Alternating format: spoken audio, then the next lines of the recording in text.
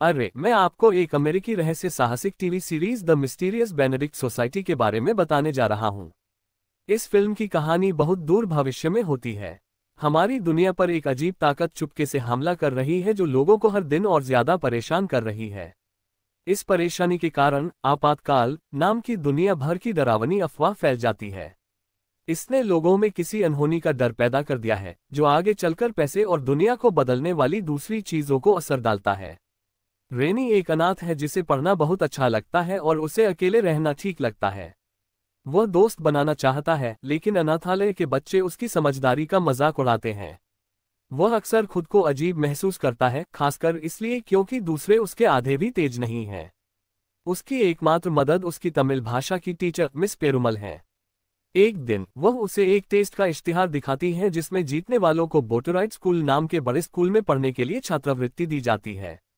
रेनी हमेशा से बोटराइट जाना चाहता था, लेकिन उसे अपनी ताकत पर शक है। मिस पेरुमल ने उसे भरोसा दिया कि वह टेस्ट में आने वाले सभी लोगों में से सबसे आगे होगा। अगली सुबह वह उसे लेने आती है।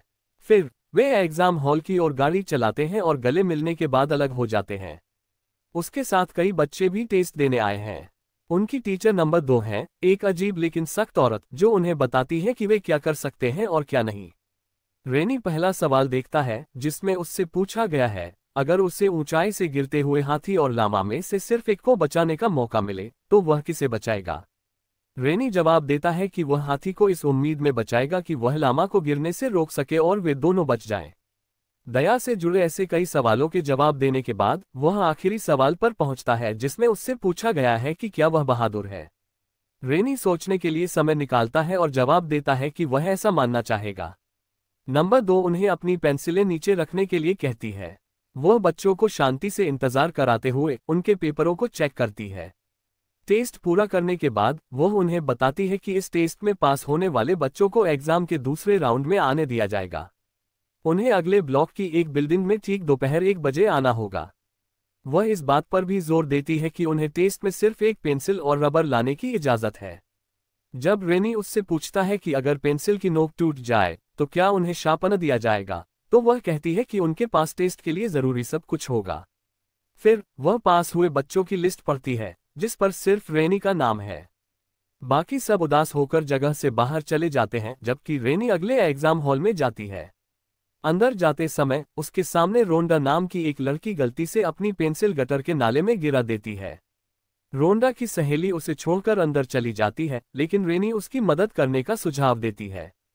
टेस्ट शुरू होने में उनके पास बस कुछ ही मिनट है, इसलिए वह अपनी पेंसिल को 2 हिस्सों में तोड़ देता है और आधा उसे दे देता है, इस भरोसे के साथ कि अंदर एक शापन मिलेगा। वह शुक्रिया कहती है और टेस्ट के दौरान उसे आंसर दिखाने का ऑफर करती है, लेकिन रेनी ऑफर मना कर देती है। एग्जाम हॉल में नंबर 2 उन्हें बताती है कि जो भी टेस्ट के दौरान बोलेगा उसे निकाल दिया जाएगा। वह ये भी कहती है कि टेस्ट लंबा और मुश्किल होगा। एक लड़की इस बात पर कराहती है और शोर मचाने की वजह से उसे बाहर कर दिया जाता है। रेनी अपना हाथ उठाता है और इशारा करता है कि उसे शार्पनर या पेंसिल चाहिए। नंबर 2 समझ जाती है और उसे ऐसा करने देती है। आखिरकार टेस्ट शुरू होता है और कुछ ही सेकंड बाद एक लड़का चिल्लाते हुए भागता है कि वह ये नहीं कर सकता। रेनी उन सवालों पर ध्यान देता है जो उसके लिए समझने में बहुत मुश्किल होते हैं। ज्यादातर सवाल दुनिया के इतिहास और भूगोल से जुड़े होते हैं। फिर भी रेनी के ठीक सामने बैठी रोंडा सिर्फ आधे घंटे में ही टेस्ट पूरा कर लेती है। जवाब देने से पहले वह धीरे से रेनी के लिए कागज का एक छोटा सा टुकड़ा रख देती है। रेनी देखता है कि कागज पर सारे जवाब लिखे हैं। हालांकि रेनी सवालों को समझने में थोड़ी दिक्कत महसूस कर रहा है, लेकिन वह उसे उठाता नहीं है। माहौल भारी है, कुछ बच्चे मुश्किल सवालों की वजह से लगभग रोने ही वाले हैं। रेनी को कोई जवाब नहीं पता, लेकिन सवालों को ध्यान से पढ़ने पर उसे पता चलता है कि पहले सवाल का जवाब आखिरी सवाल में छिपा है। इसी तरह सारे जवाब सवालों में ही छिपे होते हैं। ये पता चलने पर वह आराम से उन्हें लिख लेता है और टेस्ट में सही जवाब दे देता है। थोड़ी देर बाद रिजल्ट बताया जाता है और फिर से सिर्फ रेनी ही पास होता है। रेनी को ये देखकर हैरानी होती है क्योंकि रोंडा ने नकल की है। रेनी उसे शुभकामनाएं देता है और कहता है कि उसे आगे की जानकारी का इंतजार करना चाहिए। तभी स्टिकी वाशिंगटन नाम का एक 8वीं क्लास का बच्चा कमरे में आता है। स्टिकी की याददाश्त इडेटिक है, यानी वह हर उस चीज को याद रख सकता है जिस पर उसकी नजर पड़ती है। वह अपने बैच में टेस्ट पास करने वाला अकेला बच्चा भी था, जो उसे अजीब लगता है क्योंकि किसी और ने नकल की थी। पता चला कि उन्होंने पहले भी यह टेस्ट दिया था और उसी लड़की से मिले थे जिसने अपनी पेंसिल नाले में गिरा दी थी। उन्हें समझ आ गया कि इस चाल का असली मकसद उनकी ईमानदारी और अच्छेपन की टेस्ट लेना था। इसलिए वे पास हो गए और बाकी बच्चे जो सिर्फ सवालों पर ध्यान दे रहे थे वे पास नहीं हुए। अचानक एक लड़की दौड़ती हुई कमरे में आती है और अपना नाम केट बताती है। वह एक तेज और बहादुर लड़की है जो अपने लाल औजारों की बाल्टी के बिना कहीं नहीं जाती। केट कहती है कि वह असल में टेस्ट पास नहीं कर पाए क्योंकि सवाल बहुत मुश्किल थे। सच में उसका चयन इसलिए हुआ क्योंकि उसने ध्यान भटकाकर नंबर 2 के सभी गुस्साए मम्मी पापा को भगाने में मदद की थी। फिर क्रिस्टा और डेवी भी ग्रुप में जुड़ जाते हैं। उन्होंने भी टेस्ट पास कर लिया है और उन्हें पूरा यकीन है कि वे बोटराइट स्कूल में जगह बना लेंगे। क्रिस्टा एक सब कुछ जानने वाली लड़की है जो सोचती है कि हर कोई उससे कम है। टीम के इकट्ठा होने के बाद उन्हें अगले टेस्ट के इंचार्ज मिलिगन से मिलवाया जाता है। वह उन्हें एक एक करके एक कमरे में जाने का आदेश देता है और क्रिस्टा को पहले जाने के लिए कहता है। वह कमरे में जाती है और शतरंज की बिसात जैसे फर्श पर नजर डालती है। फर्श पर एक नोट उसे काले या सफेद खाने पर कदम रखे बिना कमरे को पार करने के लिए कहता है। वह साफ मना कर देती है, काम करने से इनकार कर देती है क्योंकि उसे लगता है कि यह एक चाल वाला सवाल है। मिलिगन उसे बाहर कर देता है और उसे घर जाने को कहता है। इसके बाद डेवी कमरे में आता है और पीले खाने तक कूदने के लिए अपनी खेल वाली ताकत का इस्तेमाल करता है। वह दीवार से चिपक जाता है और आसानी से कमरे के दूसरे छोर पर कूद जाता है। उसके जाने के बाद केट अपने औजारों की लाल बाल्टी के साथ आती है। वह अपनी बाल्टी से एक रस्सी का इस्तेमाल करती है और रास्ता बनाने के लिए इसे कसकर बांधती है। केट लंबे समय तक एक सर्कस में काम करती थी और आसानी से रस्सियों पर चल सकती है। वह दूसरे छोर तक पहुंचने और काम पूरा करने के लिए अपने हुनर का इस्तेमाल करती है। जब स्टिकी की बारी आती है तो वह सवाल को ध्यान से पढ़ता है और समझ जाता है कि जब उससे पूछा गया कि उसने टेस्ट कैसे पास किया तो उसने कहा कि बक्सों की लंबाई ज्यादा थी, यानी वे खाने नहीं थे। क्योंकि सवाल में उन्हें खाने पर पैर न रखने को कहा गया था, इसलिए वह बस आगे बढ़ गया और पास हो गया। इसके बाद मिलिगन उन्हें अपने साथ उस जगह चलने को कहता है जहां उनका आखिरी टेस्ट होगा। वह उन्हें एक नाले के पास ले जाता है और कहता है कि यही उनकी मंजिल तक पहुंचने का रास्ता है। बच्चों को ये बेहद अजीब लगता है कि इतने बड़े और नामी स्कूल की प्रवेश परीक्षा में फाइनलिस्ट को गंदे पानी से होकर गुजरना पड़ता है। रैनी को हैरानी होती है कि अब तक किसी भी परीक्षक ने बोटराइड अकादमी का जिक्र तक नहीं किया। फिर भी वो मिलिगन पर पूरा भरोसा रखता है और उसके पीछे पीछे एक भव्य हवेली के सामने बने बड़े लॉन तक पहुंच जाता है। वहां मिलिगन उन्हें कुछ मिनट अकेला छोड़ देता है ताकि अंदर की तैयारियों की जांच कर सके। जब बच्चे अकेले होते हैं तो ड्यूई तुरंत व्यायाम करने लगता है, जबकि बाकी 3 आपस में अपने परिवारों की बातें करने लगते हैं। केट बताती है कि जब वह बहुत छोटी थी और उसके पिता ने उसे अनाथालय में छोड़ दिया। वह पिता को दोष नहीं देती क्योंकि उसी वजह से उसके मन में सर्कस के प्रति गहरा लगाव पैदा हुआ। रैनी भी कहता है कि उसने कभी अपने माता पिता को नहीं जाना, लेकिन फिर भी उसे उनकी कमी हमेशा खलती है।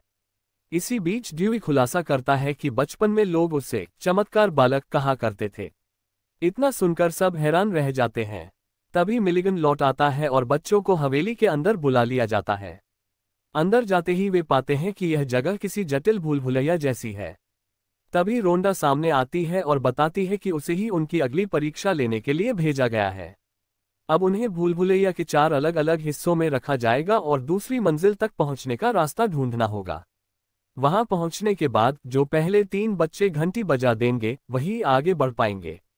संकेत के रूप में रोंडा केवल इतना कहती है, अगर तुम सचमुच तैयार हो तो आंखें बंद करके भी रास्ता ढूंढ सकते हो। आखिरकार असली परीक्षा शुरू होती है और रेनी तुरंत सुराग तलाशने में जुट जाता है। वह नोटिस करता है कि हर दरवाजे पर 4 अलग अलग निशान बने हैं जो दिशाओं की ओर इशारा करते हैं। इस बीच स्टिकी संकेत को गंभीरता से लेता है और आंखें बंद करके भूल भुलैया को सुझाने लगता है। अपनी गजब की फोटोग्राफिक मेमोरी के कारण वह तेजी से सही रास्ता पकड़ लेता है। दूसरी तरफ केट अलग ढंग से सोचती है। वह दीवार पर एक वेंट खोलकर उसी से ऊपर की मंजिल तक चढ़ जाती है। आखिर में ड्यूई आता है जो स्टिकी के पीछे पीछे चलता है। लेकिन जैसे ही वे सीढ़ियों तक पहुंचते हैं, ड्यूई उसे जोर से धक्का देकर दीवार से टकरा देता है और सबसे पहले पहुंचकर घंटी बजा देता है। तभी रेनी को समझ आता है कि सारे संकेत दरअसल ब्रेल लिपि में लिखे गए थे, जिनसे उसे दिशा मिल रही थी। वह भी सीढ़ियों पर पहुंचता है और स्टिकी को ऊपर चढ़ने में मदद करता है। वहां केट पहले से मौजूद रहती है और उनका इंतजार करती है ताकि तीनों मिलकर घंटी बजा सकें। जैसे ही घंटी बजती है, ये तीनों विजेता घोषित हो जाते हैं और ड्यूई योग्य ठहराया जाता है। नियम साफ था, पहले 3 लोग ही जीत पाएंगे, और चूंकि स्टिकी, केट और रेनी ने मिलकर घंटी बजाई थी, इसलिए वही आगे बढ़ते हैं।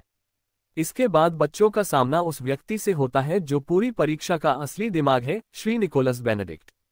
वे जैसे ही ओरिएंटेशन की बातें शुरू करते हैं, चौथी सदस्य कॉन्स्टेंस टीम में शामिल हो जाती है। वह छोटी, बेहद समझदार और मजाकिया लड़की है, जिसे इस बात से कोई फर्क नहीं पड़ता कि लोग उसके बारे में क्या सोचते हैं। पता चला कि उसने परीक्षा को बाकी सबसे बिल्कुल अलग अंदाज में पास किया। सबसे पहले तो उसने सारे सवालों को गलत बताकर काट दिया। फिर उसने निर्देशों की परवाह ही नहीं की और जितनी चाहे उतनी पेंसिलें उठा लाई। आखिरी परीक्षा में भूल-भुलैया सुलझाने की बजाय वह आराम से सैंडविच खाती रही। दरअसल उसके इसी अनोखे और हटके व्यक्तित्व के कारण ही उसका चयन हो गया।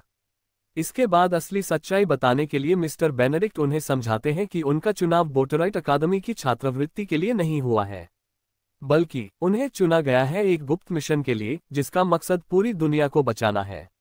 बच्चे हक्का बक्का रह जाते हैं और मुश्किल से समझ पाते हैं कि असल में क्या चल रहा है। मिस्टर कम्बरबैच आगे बताते हैं कि केवल वही 4 बच्चे हैं जो इस आपातकाल जैसी स्थिति को खत्म कर सकते हैं और दुनिया को अराजकता से बचा सकते हैं। दरअसल दुनिया भर में रेडियो और टेलीविजन के जरिए एक रहस्यमय अवचेतन संदेश प्रसारित किया जा रहा है। जब लोग इन कार्यक्रमों को सुनते हैं तो उन्हें बस ऊंची आवृत्ति वाली आवाज सुनाई देती है, लेकिन उसी के पीछे किसी ने धीमी आवृत्ति में हिंसक संदेश छिपा दिए हैं, जिन्हें सामान्य कान सुन ही नहीं सकते। हालांकि लोग संदेश नहीं सुनते, मगर उनका दिमाग उस आवृत्ति पर असर लेता है और वे अनजाने में उन पर यकीन करने लगते हैं। नतीजतन लोगों के मन में चिंता और डर बढ़ता है। इन्हीं संदेशों ने पूरी दुनिया में अफरा-तफरी का माहौल पैदा कर दिया है, जिसे ही आपातकाल कहा जा रहा है। 1 साल की खोजबीन के बाद श्री बेनेडिक्ट को पता चला कि संदेशों के संकेत एक ऐसे द्वीप से आ रहे हैं जहां बच्चों का स्कूल है, इसलिए वहां केवल बच्चों को ही जाने की अनुमति है। इसलिए उनके समूह को इस कार्य के लिए चुना गया है। वह उन्हें मना करने का विकल्प देते हैं और खुश है कि उन्हें इतने बुद्धिमान बच्चों से मिलने का मौका मिला। काफी सोच विचार के बाद वे सभी मिशन में शामिल होने और अपना प्रशिक्षण शुरू करने के लिए तैयार हो गए। ऐसे ही और वीडियो देखने के लिए सब्सक्राइब करें।